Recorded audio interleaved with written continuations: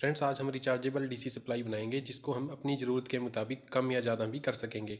इस DC supply की range 1 से 8 वोल्ट है। अगर आप चाहो तो इसकी रेंज को बढ़ा भी सकते हो। इस डीसी सप्लाई को बनाने के लिए आपको एमडीएफ बोर्ड के पीसीज कट कर लेने हैं। इन सभी पीसीज की डायमेंशन मैंने इनके ऊपर मेंशन कर रखी है। ये होल मैंने इस तरह की फाइल की हेल्प से किया है। अगर आपके पास फाइल नहीं है तो आप इस तरह के स्क्रू ड्राइवर की हेल्प से भी होल कर सकते हो। इस एमडीएफ बोर्ड को चौरस कट करने के लिए आपको वोल्ट मीटर को एमडीएफ बोर्ड के ऊपर रख के मार्किंग कर लेनी है। उसके बाद हैमर और स्क्रू ड्राइवर की हेल्प से आपको इस मार्किंग किए हुए पार्ट को कट कर लेना है।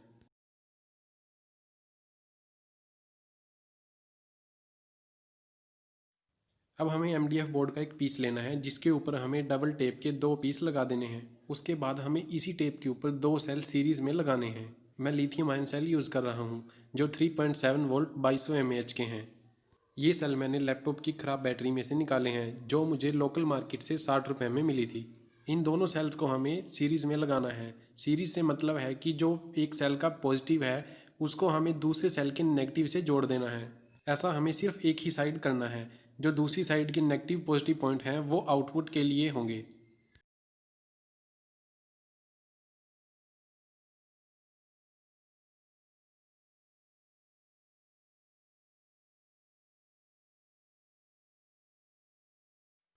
मैंने अब एक कॉपर वायर ली है जिसकी हेल्प से मैं एक साइड के पॉजिटिव और नेगेटिव को आपस में जोड़ दूंगा। ऐसा करने से इन दोनों सेल्स की वोल्टेज ऐड हो जाएगी।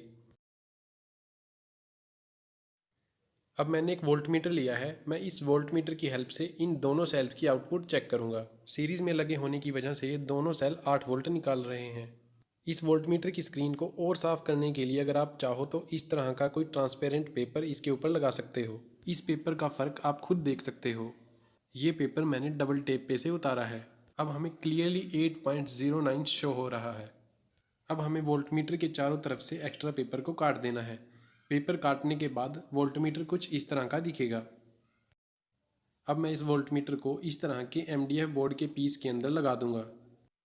एमडीएफ बोर्ड के पीस के अंदर वोल्टमीटर लगाने के बाद हमें उसे फेविकोल की हेल्प से अच्छे से चिपका देना है।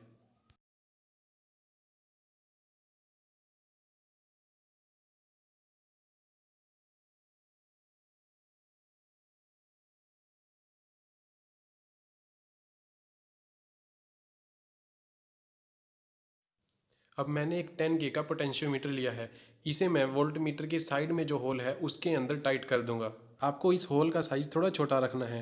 इससे जब हम इसमें पोटेंशियोमीटर लगाएंगे तो वो नट की तरह टाइट होगा और हमें किसी भी तरह के ग्लू की आवश्यकता नहीं पड़ेगी।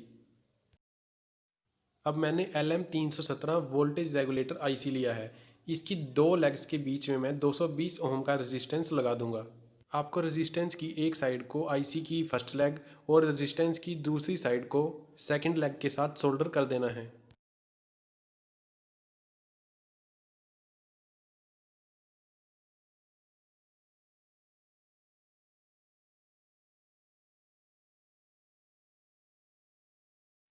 अब जो पोटेंशियोमीटर का फर्स्ट पॉइंट है उसे हमें ऊपर की तरफ बेंड कर देना है क्योंकि हमें फर्स्ट पॉइंट का इस्तेमाल नहीं करना। अब जो आईसी की फर्स्ट लेग है उसे हमें पोटेंशियोमीटर के मिडिल पॉइंट के साथ सोल्डर कर देना है।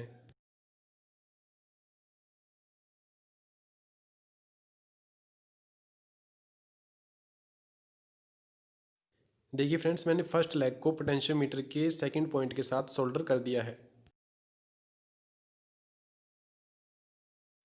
अब जो सेल के आउटपुट की नेगेटिव वायर है उसे हमें डायरेक्ट पोटेंशियोमीटर के थर्ड पॉइंट के साथ सोल्डर कर देना है।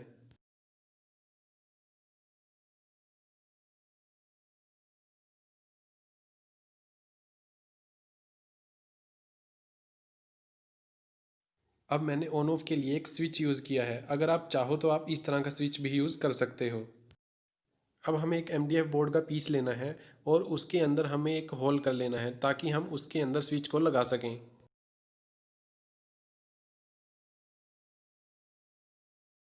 होल करने के बाद आपको स्विच को फेविक्विक वगैरह की हेल्प से फिक्स कर देना है।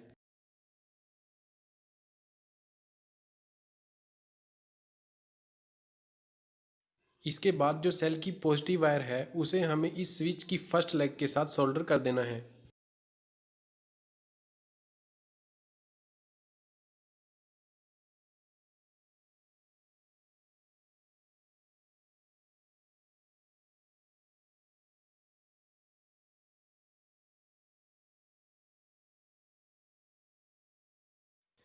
अब एक अलग वायर का पीस लेकर उसे हमें सेकंड लेग के साथ सोल्डर कर देना है।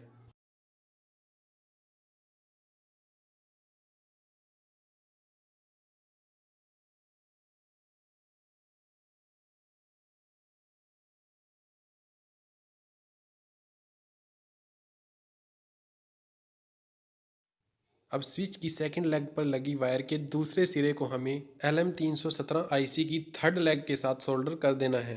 LM317 IC की थर्ड लेग इनपुट सप्लाई के लिए होती है।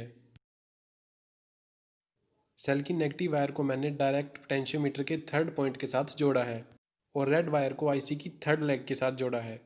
अब वोल्टमीटर की ब्लैक वायर जो कि नेगेटिव वायर है उसे भी हमें सेल की नेगेटिव वायर के साथ जोड़ देना है। सेल की नेगेटिव वायर पोटेंशियोमीटर के थर्ड पॉइंट से जुड़ी हुई है। अब वोल्टमीटर की रेड वायर जो कि पॉजिटिव वायर है उसे हमें सेल की रेड वायर यानी कि पॉजिटिव वायर से जोड़ देना है जो कि आईसी की थर्ड लेग के साथ कनेक्टेड है। अब स्विच ऑन करते ही सप्लाई वोल्टमीटर में चली जाएगी और वोल्टमीटर की लाइट ऑन हो जाएगी। देखिए फ्रेंड्स, वोल्टमीटर की लाइट ऑन हो चुकी है, लेकिन अभी इसमें कोई भी रीडिंग नहीं आएगी क्योंकि जो वोल्टमीटर की येलो वायर है वही वोल्टमीटर को वोल्टेज प्रोवाइड करेगी। इस येलो वायर को हमें आईसी के आउटपुट पॉइंट यानी कि मिडल लेग के ऊपर सोल्डर कर देना है। ऐसा करने से पोटेंशियोमीटर जितनी आउटपुट प्रोवाइड करेगा स्क्रीन में उतनी ही आउटपुट शो होगी। मैं आपको ये प्रैक्टिकली दिखा देता हूँ। देखिए फ्रेंड्स, स्विच ऑन करते ही वोल्टमीटर में वोल्टेज आ चुकी है। अब हम इस वोल्टेज को पोटेंशियोमीटर की हेल्प से कम या ज़्यादा कर सकते हैं। फ्रेंड्स, जो नेगेटिव वायर है वो इनपुट और आउटपुट दोनों में कॉमन रहेगी।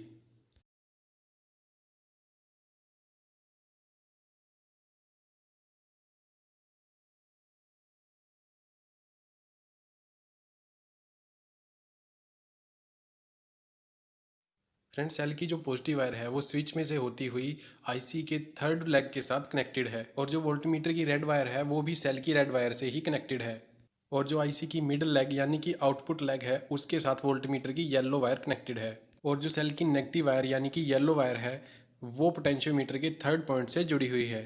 इसी पॉइंट से वोल्टमीटर की ब्लैक वायर यानी कि नेगेटिव वायर जुड़ी हुई है क्योंकि नेगेटिव इनपुट और आउटपुट दोनों के केसेस में एक ही रहता है। अब मैंने एक और एमडीएफ का पीस लिया है और उसमें मैंने पहले से ही 2 होल कर रखे हैं। ये होल मैंने आउटपुट वायर्स के लिए किए हैं। हमें आउटपुट की पॉजिटिव वायर यानी कि रेड वायर को आईसी की मिडल लेग यानी कि आउटपुट लेग के साथ जोड़ देना है और जो ब्लैक वायर यानी कि नेगेटिव वायर है उसे हमें पोटेंशियोमीटर के थर्ड पॉइंट के साथ ही मिलाना है क्योंकि नेगेटिव कॉमन है। अब इनपुट सप्लाई और आउटपुट सप्लाई के कनेक्शन कंप्लीट हो चुके हैं। अब मैंने एक कनेक्टर लिया है। कनेक्टर की ये पिन पॉजिटिव और ये पिन्स नेगेटिव हैं।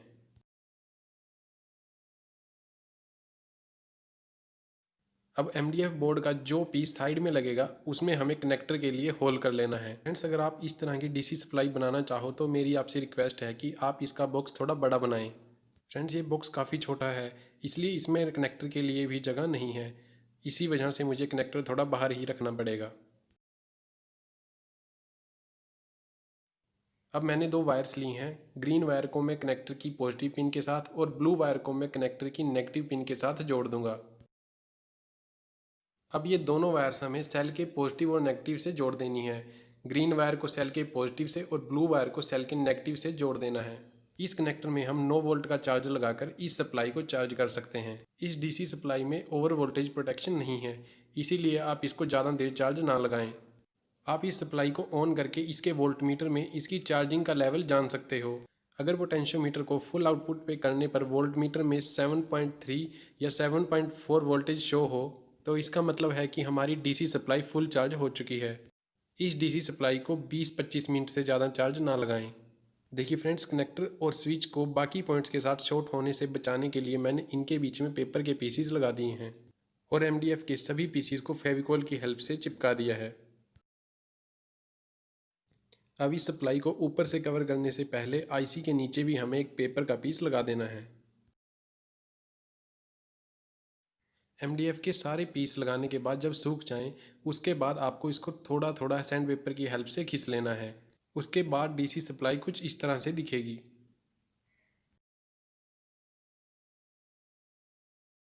अब इसकी वेरिएबल सप्लाई चेक करने के लिए मैंने एक टॉर्च का बल्ब लिया है जिसकी दोनों वायर्स को मैं डीसी सप्लाई की दोनों वायर से कनेक्ट कर दूंगा और फिर हम इस डीसी सप्लाई की वोल्टेज धीरे धीरे बढ़ाकर देखेंगे।